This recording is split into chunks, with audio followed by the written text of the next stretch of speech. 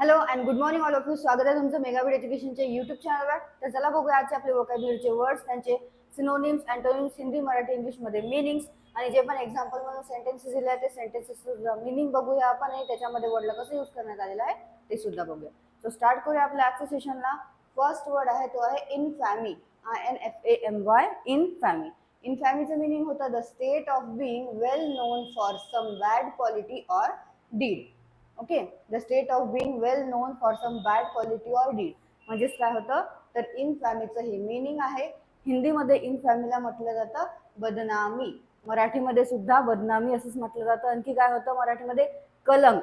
Okay, कलंक किंवा अपमान, मानहानी हे मराठीमध्ये मीनिंग आहे इनफॅमीचे. सो इनफॅमीचं इंग्लिशमध्ये मीनिंग होतं the state of being well known for some bad quality or deed. हिंदीमध्ये होतं बदनामी, मराठीमध्ये सुद्धा बदनामी असं म्हटलं जातं. आणखी काय होतं कलंक, अपमान आणि मानहानी. सिनोनिम्स आहेत इन्फॅमीचे डिस्ग्रेस, शेम आणि इग्नॉमिनी. डिस्ग्रेस, शेम आणि इग्नॉमिनी हे सिनोनिम्स आहेत इन्फॅमीचे. आणि अँटोनिम्स आहेत रिस्पेक्ट, ऑनर आणि इस्टीम. रिस्पेक्ट, ऑनर आणि इस्टीम हे अँटोनिम्स आहेत.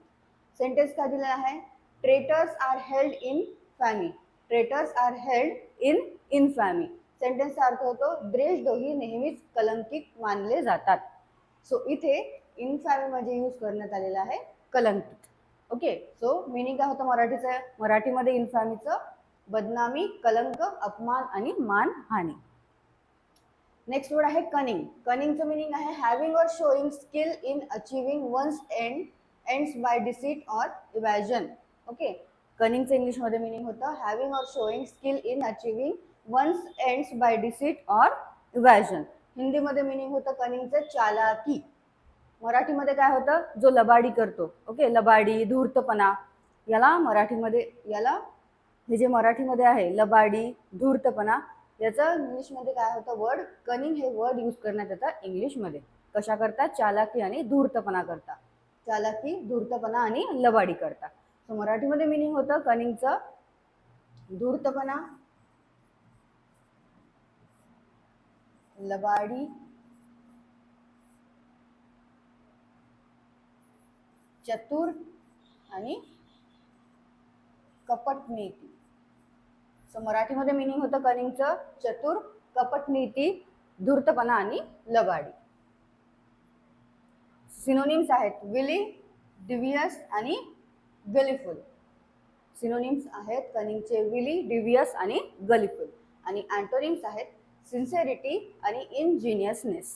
सिन्सिअरिटी आणि इनजिनियसनेस हे अँटोनिम्स आहेत कनिंगचे. सेंटेन्स काय आहे, ही इज अ कनिंग ओल्ड फॉक्स. सेंटेन्सचा अर्थ होतो तो एक लबाड म्हातारा कोल्हा आहे.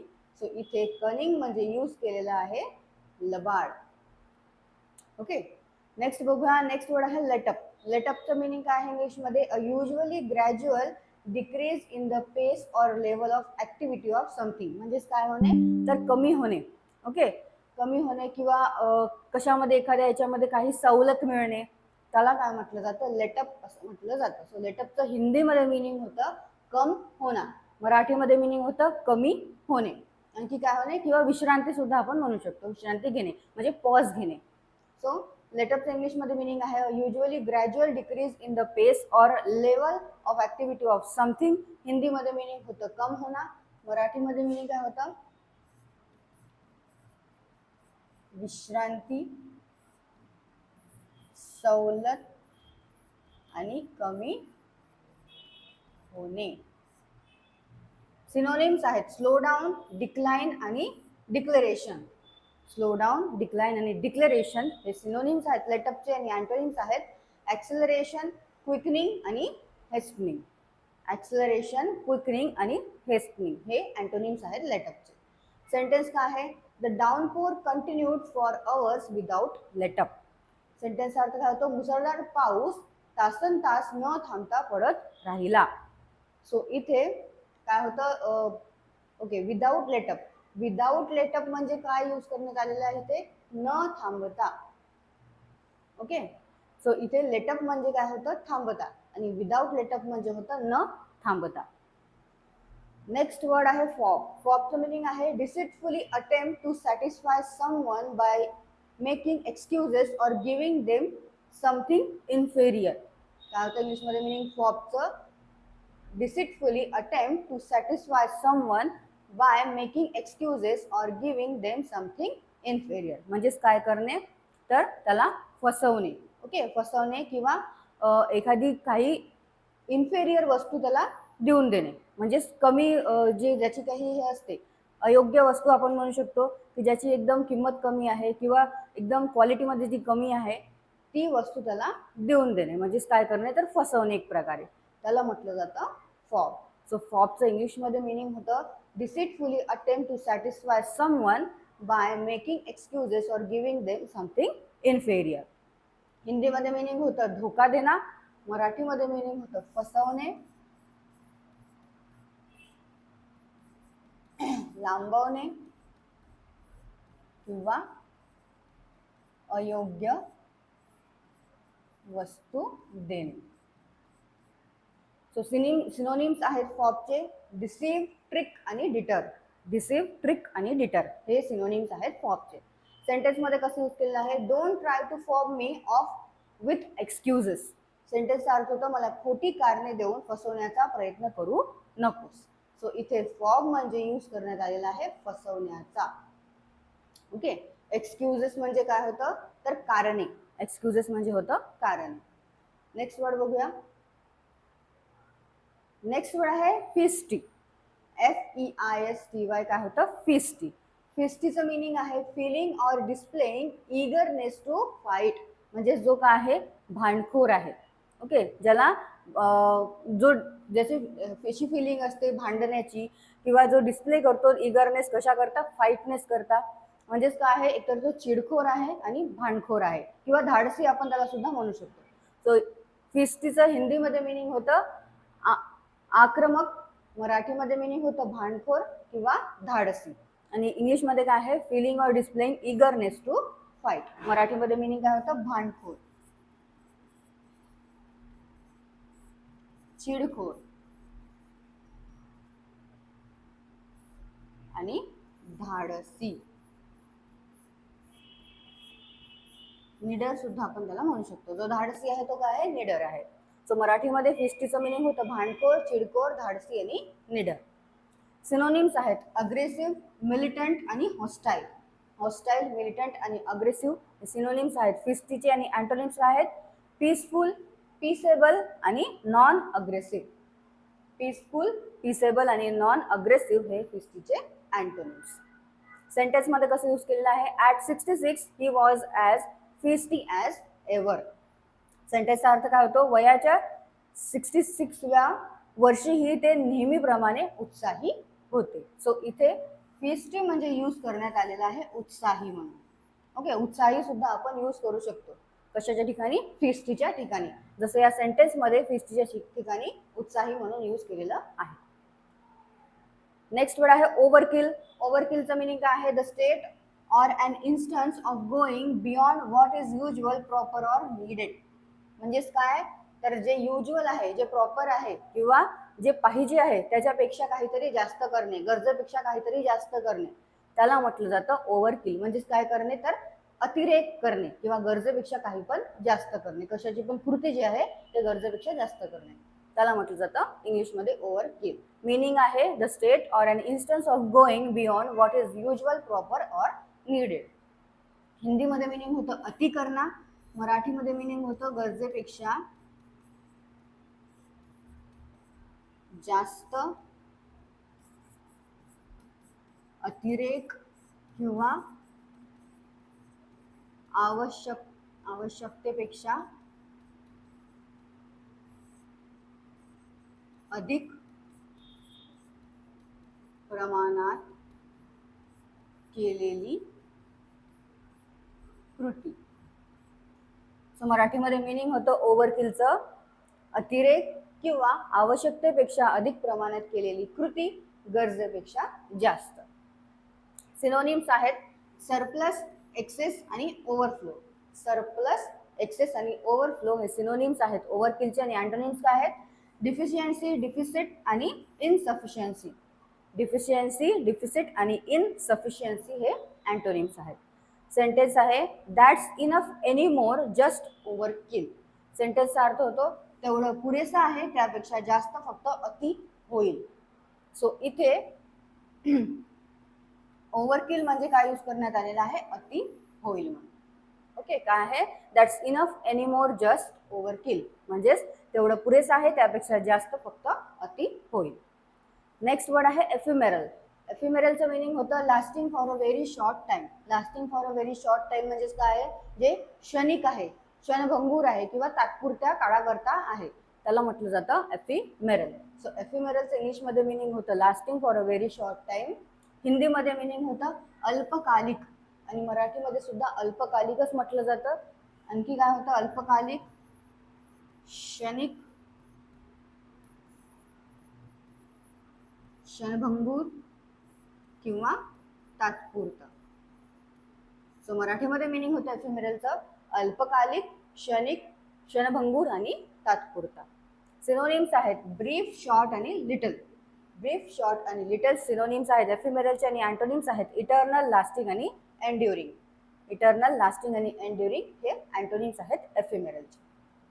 सेंटेन्स आहे fashion is by nature ephemeral.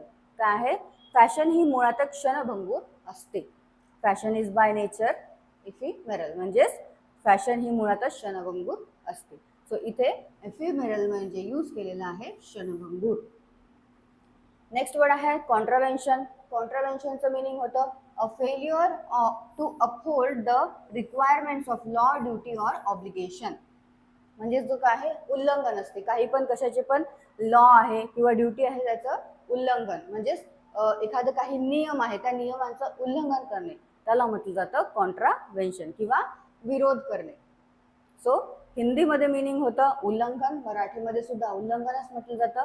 आणखी काय म्हटलं जातं तर कायद्यांचं उल्लंघन किंवा विरोध करणे किंवा कायदे भंग करणे. सो कॉन्ट्राव्हेन्शनचं मराठीमध्ये मिनिंग होतं उल्लंघन पण म्हटलं जातं, आणखी काय म्हटलं जातं नियमांचे उल्लंघन, कायदेभंग, विरोध आणि भंग. ओके, सो कॉन्ट्राव्हेन्शनचं मराठीमध्ये मिनिंग होतं उल्लंघन, नियमांचे उल्लंघन, कायदेभंग किंवा भंग. सिनोनिम्स आहेत व्हायोलेशन, ब्रीच आणि ऑफेन्स. व्हायोलेशन, ब्रीच आणि ऑफेन्स हे सिनोनिम्स आहेत. आणि अँटोनिम्स काय आहेत कॉन्ट्राव्हेन्शनचे ऑब्झर्वन्स, रिस्पेक्टिंग आणि अपहोल्डिंग. ऑब्झर्वन्स, रिस्पेक्टिंग आणि अपहोल्डिंग हे अँटोनिम्स आहेत. सेंटेन्स काय आहे sending the troops was a contravention of the treaty. सेंटेन्सचा अर्थ होतो सैन्य पाठवणे हे तहाचे उल्लंघन होते. सो इथे कॉन्ट्राव्हेन्शन म्हणजे यूज केलेला आहे उल्लंघन म्हणून. नेक्स्ट वर्ड बघूया. नेक्स्ट वर्ड आहे वर्टिजिनियस. वर्टिजिनियसचं मिनिंग काय आहे इंग्लिशमध्ये having or causing a whirling sensation liable to falling. म्हणजेच काय होतं वर्टिजिनियसचं हिंदीमध्ये अर्थ होतो चक्कर आना.